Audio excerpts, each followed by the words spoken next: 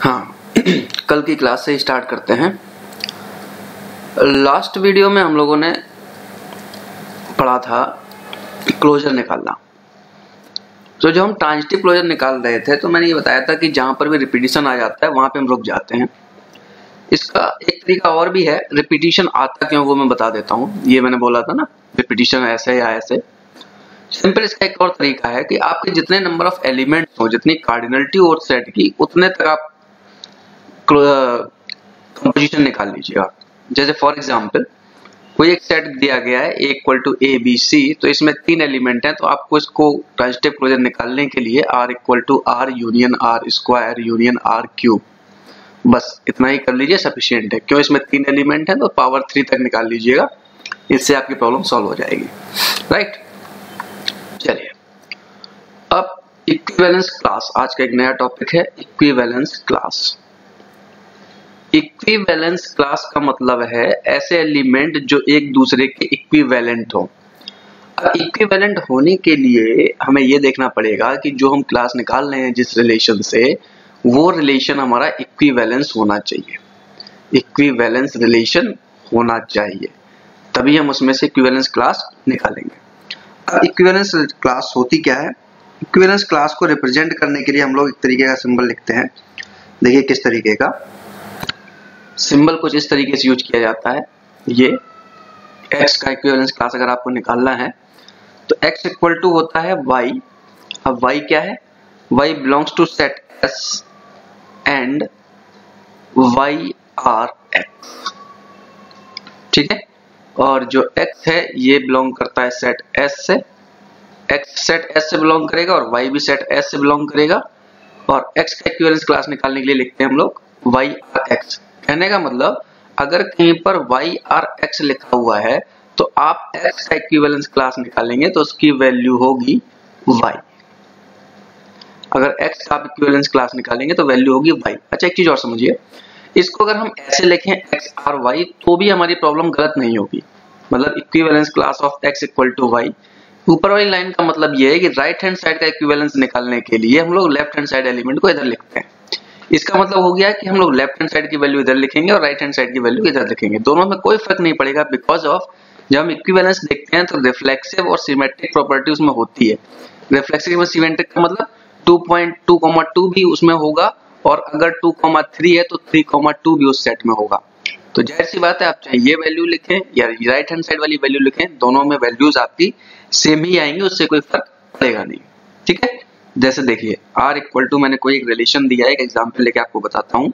1,2, 2,1, 1,1, 2,2, 3,3 and 4,4। ये मैंने एक रिलेशन लिखा हुआ है, इक्विवेलेंस रिलेशन है। इसमें आपको इक्विवेलेंस क्लास निकालनी है, तो जाहिर सी बात है 4 एलिमेंट है तो 4 इक्विवेलेंस क्लास निकलेंगी, 1, 2, 3 एंड 4। चारों का इक्विवेलेंस क्लास में यहाँ पे लिखता हूँ। तो पहले देखिए, मैं दोनों वैल्यूज आप निकालेंगे तब भी वैल्यू सेम आएगी। पहले मैं राइट हैंड साइड से देखता हूँ। 1 देखिए राइट हैंड साइड पे कहाँ पे है? यहाँ पे है और यहाँ पे है, तो लेफ्ट हैंड साइड की वैल्यू यहाँ आ जाएगी। तो लेफ्ट हैंड की साइड की वैल्यू क्या है? 2 एंड 1, 2,1। राइट हैंड साइड पे 1 ये था, तो 1 का हम लोग निकाल रहे थे इक्विवेलेंस क्लास, तो 2,1। इसका 2 का निकालिए आप। 2 राइट हैंड साइड पे देखिए कहाँ पर है? एक ये है 2 और एक ये है 2, तो लेफ्ट हैंड साइड की वैल्यू क्या है? 2 एंड 1, तो लेफ्ट हैंड साइड वैल्यू यहाँ आ गई 1,2। 3 का निकालिए तो 3 केवल यहाँ है और कहीं नहीं है राइट हैंड साइड पे, तो 3 का इक्विवेलेंस क्लास 3 होगा। 4 का अगर आप निकालेंगे तो 4 केवल यहाँ है राइट हैंड साइड पे, तो लेफ्ट हैंड साइड की वैल्यू यहाँ डाल दीजिए। ये तो हुआ इस डेफिनेशन से y आर x से। अब अगर आप x आर y से देखना चाहें तो भी आप देख लीजिएगा, मैं दोबारा से लिख देता हूँ 1, 2, 3 एंड 4। 1 किधर है? लेफ्ट हैंड साइड पे, इधर है और इधर है, तो इसके राइट हैंड साइड की वैल्यू क्या है? 2 एंड 1, तो वैल्यू वही आएगी 1,2। इक्विवेलेंट एक दूसरे को होना चाहिए ना। 2 अब देखिए 2 लेफ्ट हैंड साइड पे यहाँ है, 2 लेफ्ट हैंड साइड पे यहाँ है, तो राइट हैंड साइड की वैल्यू 1,2, राइट। 3 देखिए 3 लेफ्ट हैंड साइड पे केवल यहाँ है, तो राइट हैंड साइड की वैल्यू इधर आ गई 3, और 4, तो 4 भी यहाँ है तो 4। आप देख सकते हैं दोनों की वैल्यू सेम है। बिकॉज ऑफ इक्विवेलेंस क्लास हमेशा इक्विवेलेंस रिलेशन में निकलती है, तो ऑर्डर y आर x हो या x आर y हो, दोनों से कोई फर्क नहीं पड़ता है। क्यों? वो रिफ्लेक्सिव भी होता है और सिमेट्रिक भी होता है। तो एक छोटा सा टॉपिक है इक्विवेलेंस क्लास निकालने का, आप लोग इक्विवेलेंस क्लास निकाल सकते हैं। मतलब अगर x का इक्विवेलेंस क्लास निकाल रहे हैं तो x राइट हैंड साइड पे होना चाहिए, तो जो लेफ्ट हैंड साइड की वैल्यू है वो उसके आंसर उसका हो जाएगा। ठीक, आगे चलते हैं। इक्विवेलेंस क्लास से ही लगा हुआ एक टॉपिक है जिसको हम लोग बोलते हैं कोसेंट सेट S/R। देखिए क्या होता है, छोटे छोटे टॉपिक हैं। Quotient TIENT, quotient set. Quotient set क्या होता है, जिस सेट का आप इक्विवेलेंस निकाल रहे हैं, अभी मैंने ऊपर जिक्र किया था ना, ये S का, ये X क्या था सेट, और ये क्या था किसी रिलेशन R में, तो सेट को लिखते हैं ऊपर कैपिटल S और बाई R, मतलब S/R, चाहे ऐसे लिखिए या S/R ऐसे लिखिए, सेट रिलेशन। तो इसका जो कोसेंट सेट होता है वो होता है कलेक्शन ऑफ इक्विवेलेंस क्लासेस। तो कलेक्शन ऑफ इक्विवेलेंस क्लासेस, तो इस तरीके से लिख देंगे 1 2 3, 4। तो शॉर्ट नोट पूछा जाता है कोसेंट सेट क्या होता है। कोसेंट सेट का मतलब है S/R, S मतलब S सेट, R है रिलेशन, उसके सारे एलिमेंट का इक्विवेलेंस क्लास, और इक्विवेलेंस क्लास की वैल्यू क्या होगी ये मैंने आपको अभी यहाँ निकालना बताया। ठीक, एक चीज और, रिलेशन के सेंस में, रिलेशन के कंपोजिशन के सेंस में एक प्रूफ अक्सर पूछा जाता है, ROSOT इक्वल टू ROSOT। ये तीन रिलेशन है RST, इनके कंपोजिशन का अगर ब्रैकेट यहाँ का इधर शिफ्ट कर दिया जाए तो इस पे कोई फर्क नहीं पड़ेगा। इसको हम लोग बोलते हैं एसोसिएटिविटी का प्रूफ, है ना, मीन्स कि ये एसोसिएटिविटी होगा। तो इसको हम लोग प्रूफ करेंगे। देखिए प्रूफ करने का तरीका क्या होगा, सिंपल सा है, बस समझ में आना चाहिए।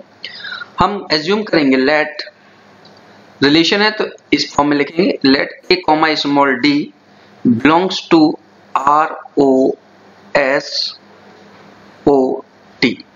ठीक है, तो देयर एग्जिस्ट, अगर मैंने ये मान लिया है तो देयर एग्जिस्ट C कोई एक एलिमेंट होगा, तो जिसके लिए हम लोग क्या एज्यूम कर रहे हैं, देयर एग्जिस्ट, आप लिख लीजिएगा पूरा, there exist an element C, then element C such that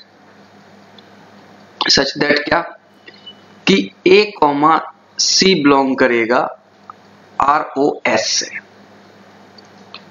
ठीक, एंड C, D बिलोंग करेगा T से। आप देखिए अगर A, D बिलोंग करेगा ROSOT से, तो कंपोजिशन मैंने क्या बताया था कि इधर का राइट और इधर की लेफ्ट वैल्यू सेम होनी चाहिए। तो A, C belongs to ROS and C, D belongs to T, तभी तो ये C और C कंपोज होके A, D belongs to this one बनाएगा, जो डेफिनेशन मैंने कल बताई थी भाई। A, C और C, D तभी तो बनेगा A, D, और जो इसी का कंपोजिशन निकलेगा ना ROSOT से, है ना। तो ये हो गया A, C belongs to ROS and C, D belongs to T। अब अगर ये है तो जाहिर सी बात है देयर एग्जिस्ट, फिर से लिख लीजिएगा, there exist an element B such that, कैसा, अगर ये होगा तो एक एलिमेंट कोई B भी होना चाहिए, तभी तो A, B belongs to R and B, C belongs to S, तभी तो ये B और B कंपोज होके A, C मिलेगा ROS से, है ना। तो हम इस तरीके से लिखेंगे A, B belongs to R and B, C belongs to S, ठीक। और ये वाली लाइन तो एज इट इज आ जाएगी, and C, D belongs to T। अब देखिए A, B belongs to R, B, C belongs to S, तो ROS निकालेंगे तो क्या हो जाएगा A, C, और ROS के बाद फिर OT निकालेंगे तो क्या हो जाएगा A, D, राइट। तो अब देखिए इससे क्या होगा, A, B belongs to R, ये हमने निकाल लिया इस तरीके से, ठीक है। तो अब हम कह सकते हैं कि B, D, इन दोनों को पहले कंपोज कर देते हैं, B, D belongs to SOT, ठीक। तो ये एज इट इज लिखा रहने दीजिए, A, B belongs to R and, समझना, पहले हम इसको ले रहे थे, अब हमने इस ऑर्डर में चलने लगे, ठीक है ना। तो अब इससे क्या होगा, अब इन दोनों को कंपोज करिए जरा, तो क्या हो जाएगा A, D belongs to ROSOT। आप देखिए हम लेके क्या चले थे, कलर चेंज करता हूं,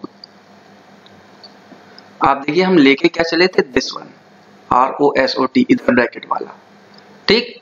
तो हमने A, C लिया, फिर C, D लिया, फिर इसको ब्रेक कर दिया दो पार्ट में, a comma b, b comma c। ठीक, अब हमने कंपोज पहले इसको किया तो हम देखिए इस फॉर्म पे पहुंच गए। इसको हमने पहले कंपोज किया, देन फिर इसको कंपोज किया, तो अब क्या हो गया, a comma d belongs to r o s o t।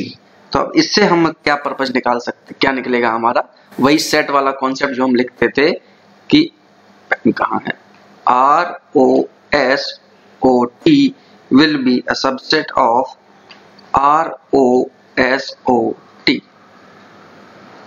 ठीक, बस ये क्वेश्चन 1 हो गई।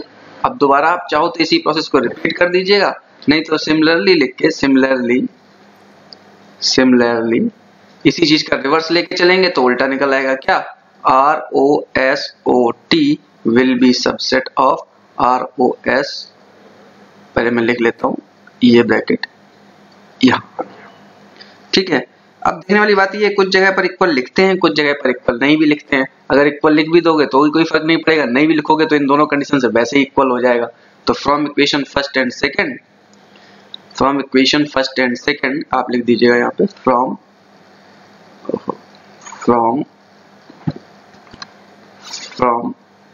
क्या होगा, from equation first and second we can say that r o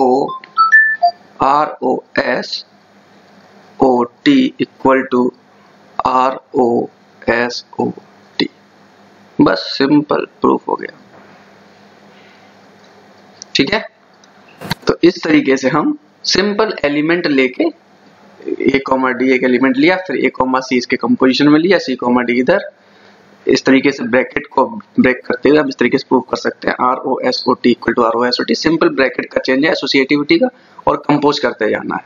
आप ऐसे समझ लीजिएगा, हमने दो ये एलिमेंट लिए हैं, a comma b belongs to r, इसके बाद b comma c belongs to s और c comma d belongs to t।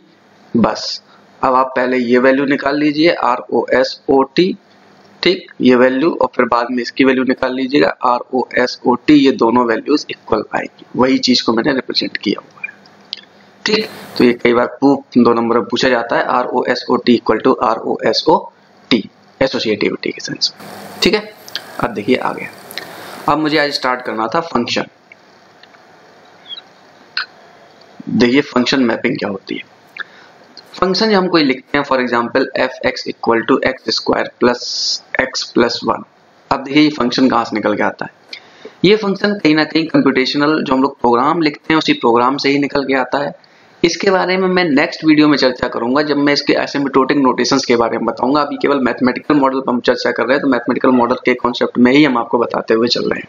इसमें डिटेल में मैं आपको बताऊंगा कि x square plus x plus 1 जो ये है कि प्रोग्राम से ये चीज कैसे निकल के आती है, वो निकालना भी बताएंगे आपको, ठीक, नेक्स्ट वीडियो में। अब देखिए फंक्शन जो होता है हमारा, एक तरीके से फंक्शन मैपिंग होती है। फॉर एग्जांपल ये एक फंक्शन है, ये एक फंक्शन है, ये a है और ये b है हमारा कोई सेट फंक्शन। अब हमें इसके बीच में मैपिंग अगर लिखनी है तो हम इस तरीके से लिखेंगे f such that a tends to b, अगर a से b के बीच में मैपिंग है। अब मैपिंग फंक्शन होने के लिए मैं आपको एक बात बता दूं, इसकी जो डेफिनेशन होती है कि फंक्शन मैपिंग तो होनी चाहिए, but every input, each input is related to exactly one output, each input is related to exactly one output, मतलब इससे इसका आउटपुट, ठीक है ना, ये चल जाएगा। इसके बाद आप इस तरीके से मैं दूसरा फिगर भी बनाता हूं। ये देखिए कुछ मैंने ऐसे रिलेशन बनाए हैं 1 to 1 और कुछ मैंने इस तरीके से भी बनाए हैं, ठीक। तो ये दोनों ही डेफिनेशन करेक्ट है। यहाँ देखिए ये एलिमेंट है जो यहाँ पर मैं डॉट लगा रहा हूँ, ये एलिमेंट बने हुए हैं, ठीक है ना, ये एलिमेंट है और ये एलिमेंट है। तो यहाँ पर देखिए each input has one output, इस इनपुट पे एक आउटपुट, इस इनपुट पे एक आउटपुट, ठीक। एक फिगर और बनाता हूँ।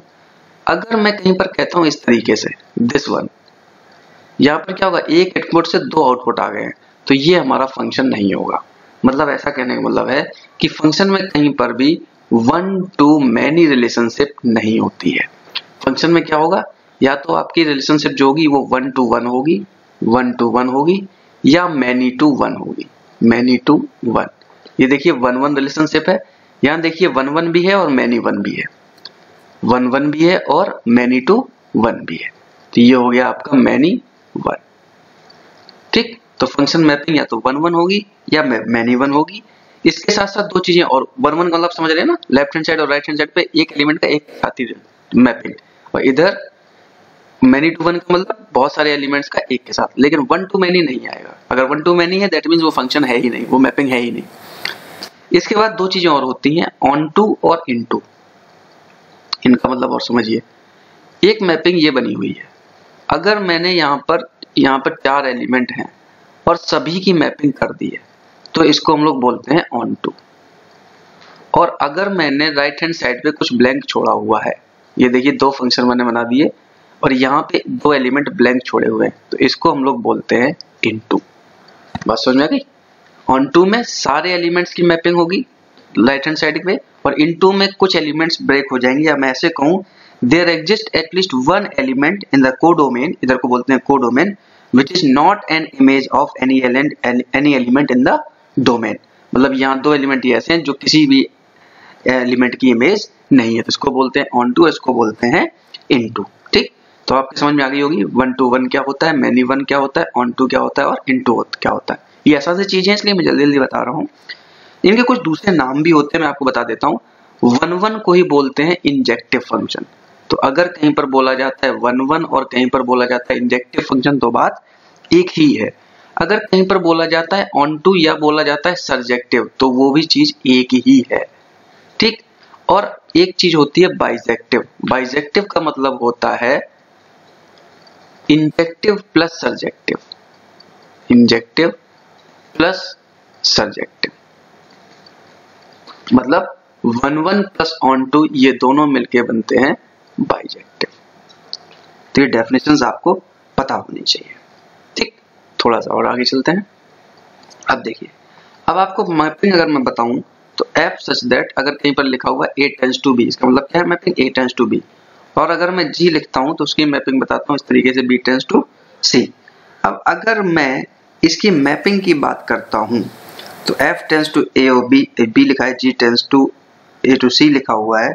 तो अगर मैं लिखता हूं तो फिर f o g की वैल्यू होगी, यहाँ पर भी कंपोजिशन चलता है f o g, तो उसका मतलब होता है हमारे पास a टेंड्स टू c।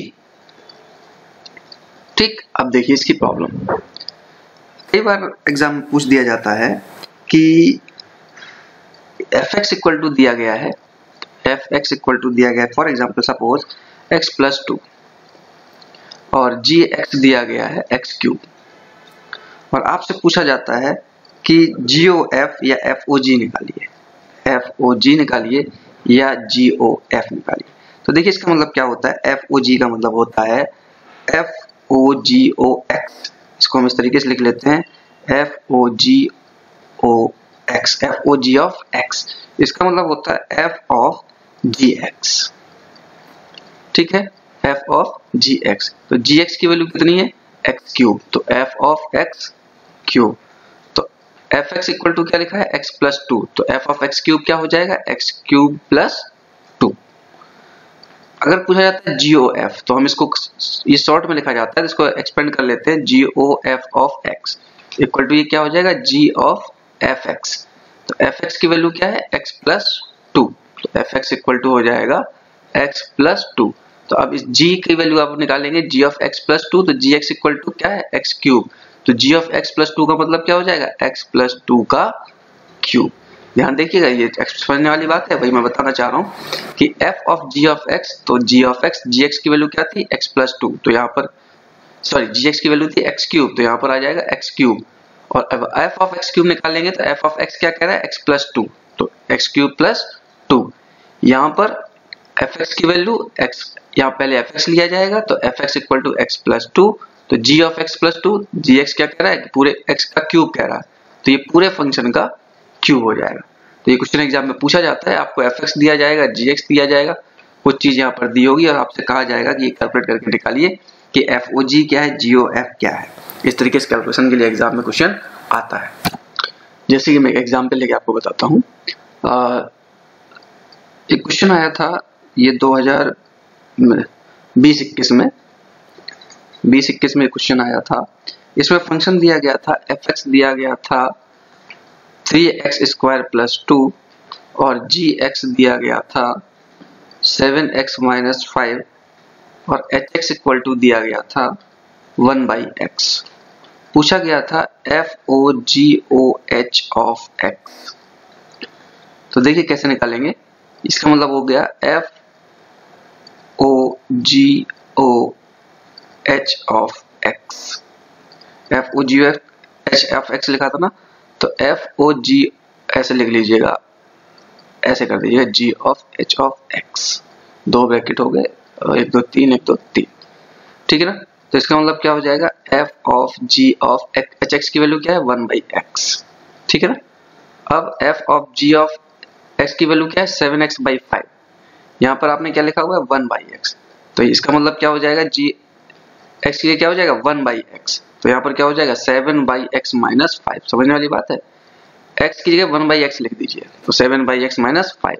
तो अब f ऑफ 7x, इसका मतलब क्या हो जाएगा, fx ये दिया गया 3x² प्लस 2, तो मतलब क्या है x की जगह पर आपको क्या लिखना है 7/x माइनस 5, तो 3 × 7/x माइनस 5 का स्क्वायर प्लस 2, ये आपका आंसर हुआ।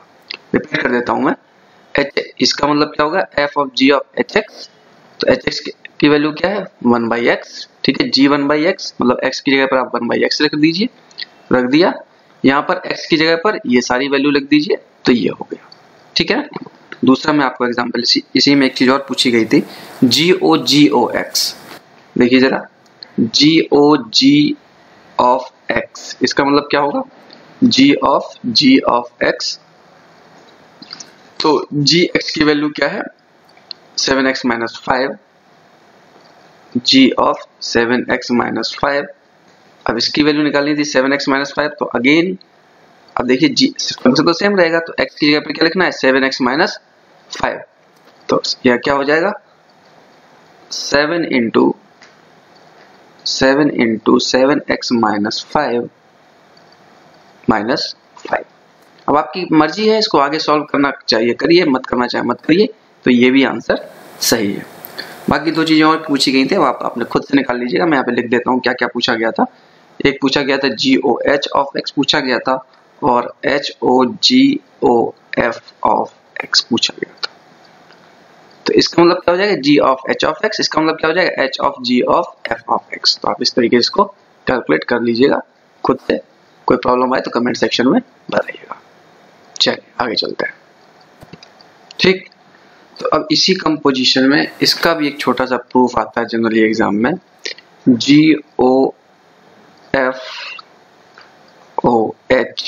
इक्वल टू, या ऐसे कर लीजिएगा एसोसिएटिव इसको ऐसे इस तरीके से, HOGOF equal to HOGOF,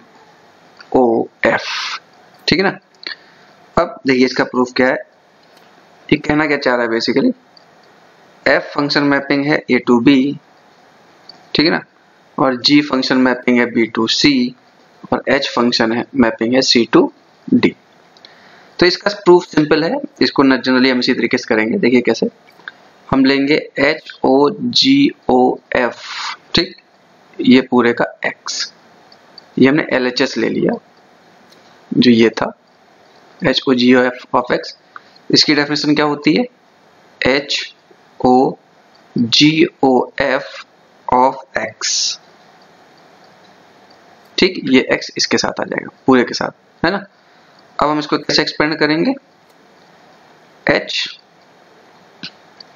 bracket में GOF ऑफ X। अब इसको कैसे एक्सपेंड करोगे, H of G of FX, ठीक है ना। तो fx क्या है, सपोज करो मैंने एज्यूम कर लिया, let us assume fx equal to y, let fx equal to y, तो ये क्या हो जाएगा h of g of y, और हम एज्यूम कर लेते हैं g of y equal to z, तो ये क्या हो जाएगा h of z, equation number 1, ठीक। अब लीजिए RHS, अब RHS ले लीजिए। RHS में क्या था, ब्रैकेट इधर था HOGOF, HOGOF इस पूरे का x, तो आप कैसे लिखेंगे इसको, इक्वल टू HOG एक साथ आ जाएगा, HOG देन फिर FX। तो जो चीज आपने यहाँ एज्यूम की थी वही वैल्यू यहाँ डाल दीजिए। तो HOG और FX की वैल्यू क्या हो जाएगी, y। तो ये क्या हो जाएगा, H of G of y। G of y आपने क्या एज्यूम किया था, z। तो ये क्या हो जाएगा, H ऑफ z। तो ये दोनों चीजें सेम आ गई ना। तो आप लिख दीजिए from equation first and second ये क्या प्रूफ हो जाएगा, HOGOF इक्वल टू HOGOF। ठीक है ना। तो करना क्या था, इसमें कलर चेंज करके बता देता हूँ आपको। पहले ये ले लीजिए पूरा, ठीक, फिर GOF ऑफ x, जो आपने x लिया इसको ब्रेक करेंगे तो पहले किसके साथ आएगा, इसके साथ ले लीजिए, ये रहा। फिर इसको एक्सपेंड इस तरीके से करेंगे, इसको y एज्यूम कर लिया तो GY, ये हो गया HZ, इसको Z एज्यूम कर लिया। देन नेक्स्ट पार्ट में HOGOF लिखा था ना, तो HOG इधर आ गया, FX इधर आ गया, HOG इधर आ गया, इसको y एज्यूम कर लिया, इसको एक्सपेंड कर देंगे तो G ऑफ y हो जाएगा, इसको Z एज्यूम किया था तो H ऑफ Z हो जाएगा। तो इस तरीके से ये दोनों वैल्यूज इक्वल आ गई। तो from equation first and second HOGOF equal to HOGOF, ये प्रूफ अक्सर पूछा जाता है।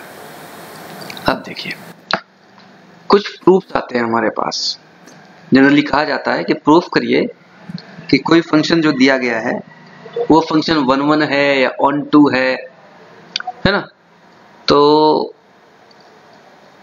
आई थिंक, चलिए मैं बता देता हूँ। ऐसा करते हैं, वीडियो लंबी हो जाएगी। अब आज का टॉपिक यहीं तक। तो आज मैंने क्या क्या टॉपिक डिस्कस किया आपके साथ। इक्विवेलेंस रिलेशन निकालना पहले बताया,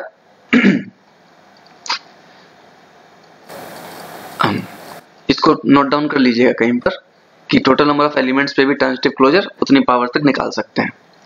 तो इक्विवेलेंस क्लास बताया अगर क्वोशिएंट सेट पूछा जाता है तो collection of equivalence class. Relation की कंपोजिशन का ये प्रूफ बता दिया मैंने, है ना। फंक्शन बताया, फंक्शन का introduction, injective, bijective, onto, into, many to one, ये सब क्या होता है। फंक्शन का कंपोजिशन बताया, इसका कैलकुलेट करने का तरीका बताया, है ना। इसके बाद ये प्रूफ बताया HOGOF equal to HOGOF associativity वाला, है ना। तो इसकी प्रैक्टिस कर लीजिएगा। अब नेक्स्ट वीडियो में हम आपको बताएंगे फंक्शन का प्रूफ कि 1 1 ऑन 2 कैसे निकाले जाते हैं, एसिम्प्टोटिक फंक्शंस एंड ऑल, ये सारी चीजें हम नेक्स्ट वीडियो में। Okay, thank you.